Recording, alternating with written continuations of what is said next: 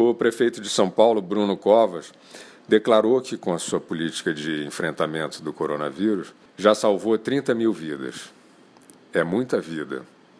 Diante de uma ação tão impressionante, com resultado tão preciso, todos devem estar querendo saber como exatamente isso se deu. Mas vão ficar querendo.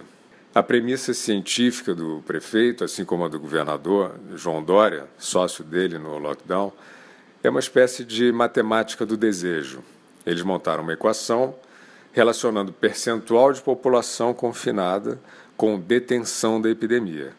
E aí pediram ao coronavírus, por favor, não entre nas casas do nosso modelo estatístico, para a gente poder usar aí, sem culpa, a quarentena como estandarte.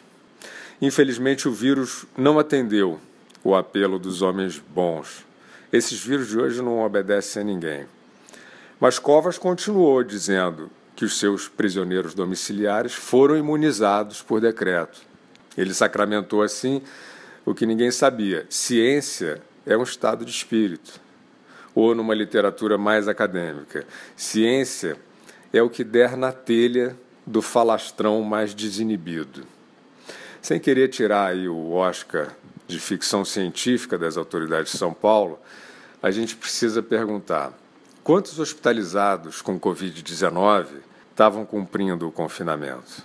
Como se sabe, em várias partes do mundo, a maioria dos internados veio da quarentena. Nova York, por exemplo, esse número, em dado momento, chegou a 84% dos hospitalizados, somando os que estavam em casa com os que estavam em asilos. E poucos adeptos do lockdown tiveram a honestidade que teve o governador de Nova York ao expor esses dados, porque, em geral, os pregadores do lockdown dizem só o seguinte: sem confinar a população em casa seria muito pior, e ponto. Bom, ciência é ciência, né? Vamos ajudar esses gestores a conhecer o seu próprio modelo? Então vamos fazer aqui algumas perguntas. Quando começou a quarentena, que percentual da população já infectada por coronavírus se trancou em casa? Não sabem? Ok. Então, é por isso que também não sabem, ou não querem que saibam, quantos hospitalizados vieram da quarentena? Talvez. Mas vamos em frente. Dos que se confinaram, quantos mantiveram contato com pessoas que continuaram circulando?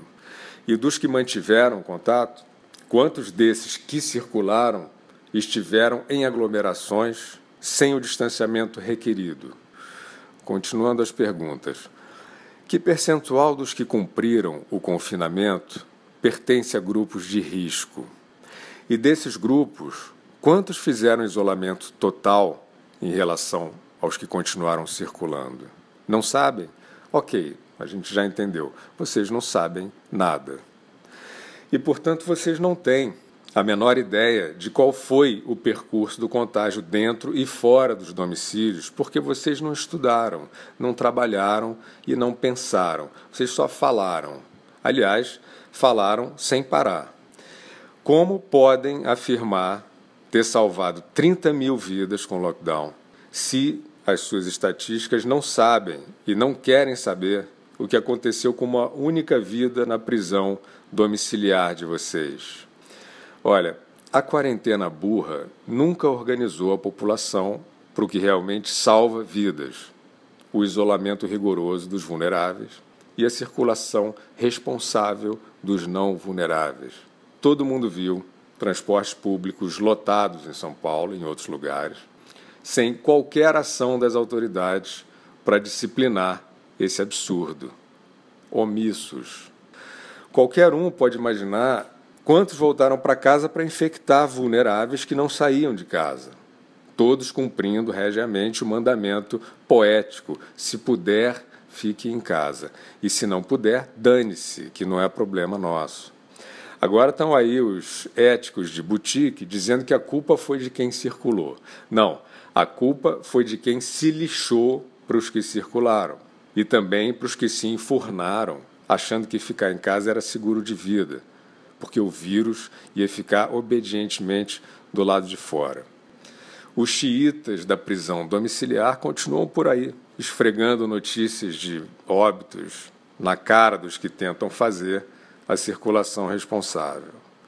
E os governantes covardes surfam nessa patrulha para tentar transformar o lockdown místico em estandarte político. Eles não salvaram e não salvarão ninguém. E eles vão ter problemas grandes pela frente. Não só porque jamais vão demonstrar a alegada eficácia no enfrentamento da epidemia, como porque já está sendo aí tabulada a mortandade decorrente do próprio lockdown, por doenças represadas, por suicídio, por fome, entre outros flagelos, muitos flagelos. O que a gente sabe, e sobre isso não resta dúvida, a verdade nunca vai ser trancada.